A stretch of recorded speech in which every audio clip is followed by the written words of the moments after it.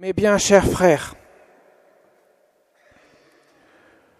mon commandement, le voici.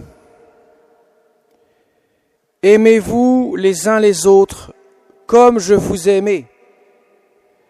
Il n'y a pas de plus grand amour que de donner sa vie pour ceux qu'on aime. Quand Jésus nous parle d'amour, il nous parle de commandement. Et on ne commande pas aux sentiments, aux émotions, on commande à une faculté que nous avons tous, une faculté spirituelle qui est la volonté.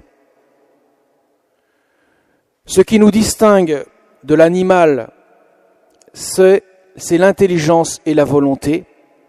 Ce sont ces deux facultés spirituelles qui font que nous sommes des hommes, qui font que nous avons été créés à l'image, à la ressemblance de Dieu. Alors, il reste bien sûr l'instinct animal, évidemment, puisque nous sommes une conjugaison du monde des esprits et du monde animal. Nous sommes un esprit incarné.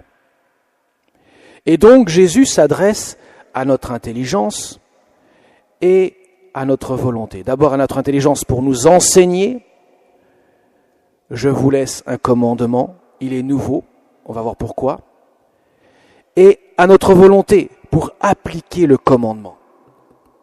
Et donc l'amour entre dans ce domaine-là, pourrait-on dire, dans le domaine de l'intelligence et de la volonté. J'aime avec mon intelligence et ma volonté.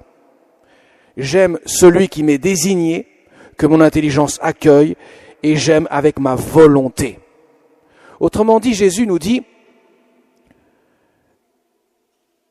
je ne vous demande pas d'essayer, je vous commande.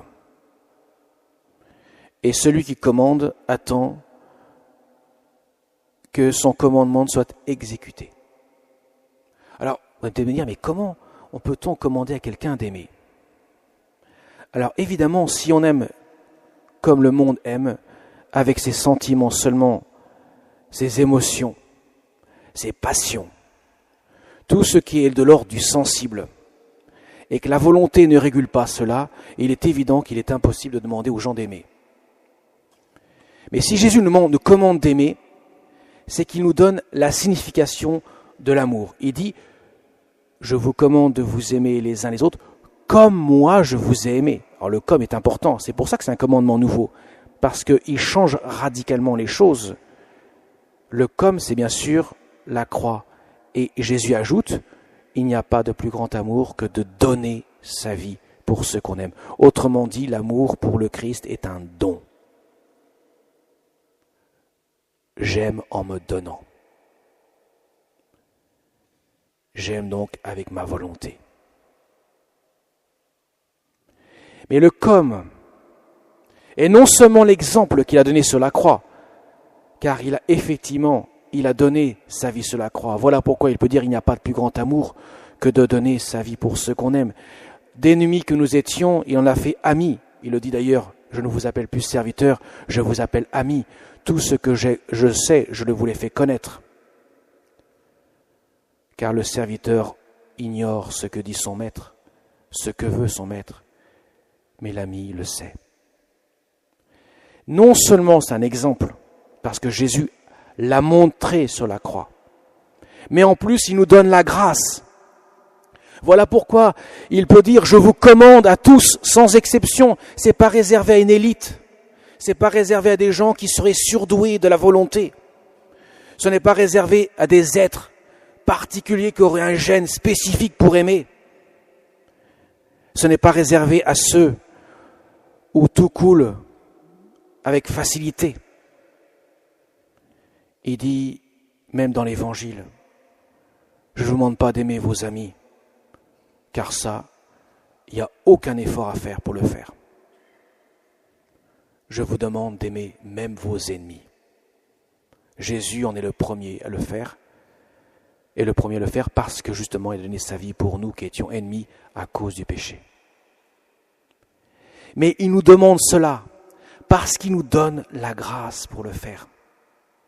En aucun cas, Jésus aurait pu nous imposer, nous commander de nous aimer les uns les autres s'il ne nous donnait pas la grâce pour le vivre. Ça veut dire que la charité chrétienne, ce n'est pas seulement aimer avec ses tripes, avec ses sentiments. Ce n'est pas d'avoir de la sympathie ou de l'empathie pour telle ou telle personne, même si elle me passe par le nez ou par les oreilles ou par je ne sais quoi encore.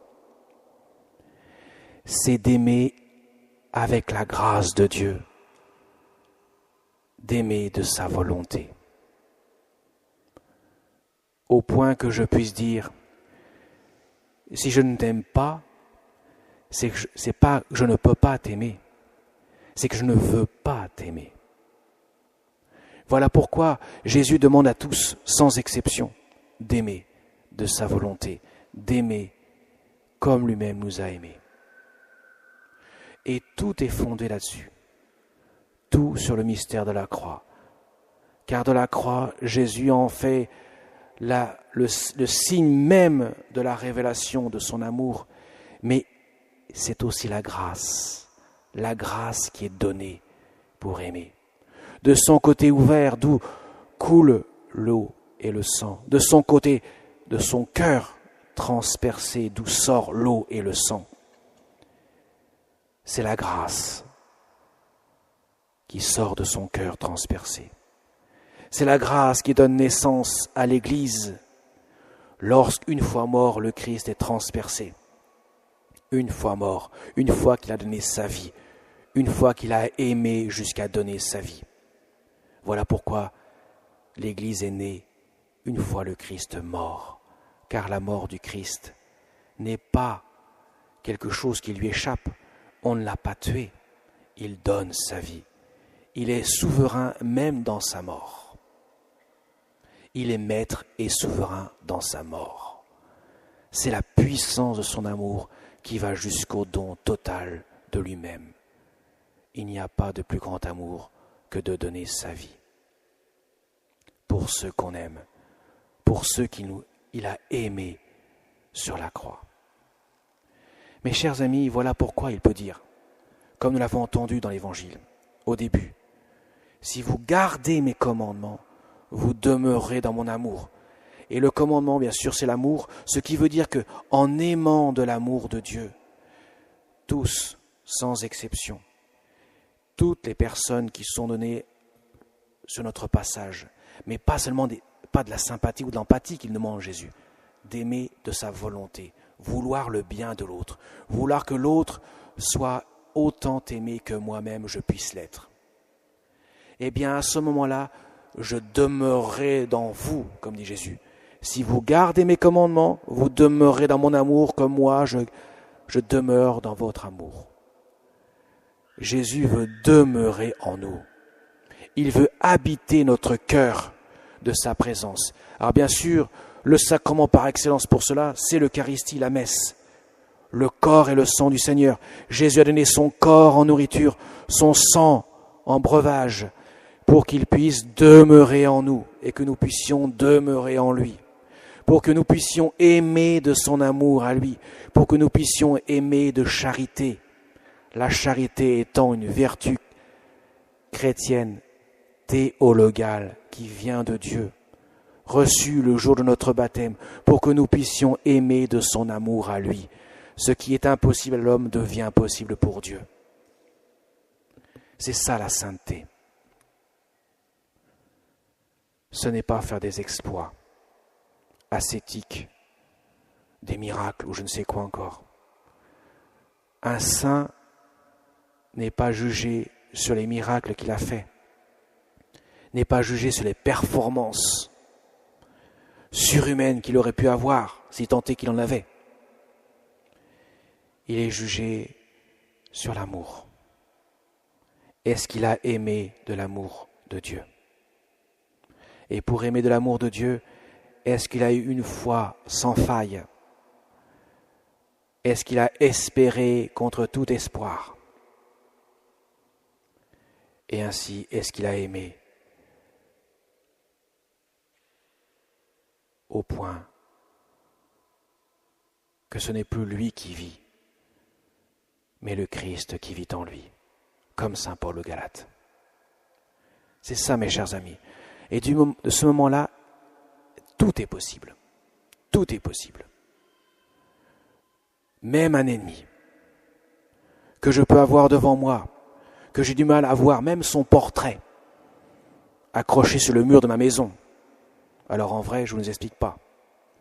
Eh bien, je peux dire au Seigneur, Seigneur, donne-moi la grâce, secondée, appuyée par l'intercession inlassable de la Vierge Marie, de pouvoir aimer celui pour lequel j'ai vraiment très peu d'affection, pour ne pas dire une antipathie névrosée, ou je ne sais quoi encore.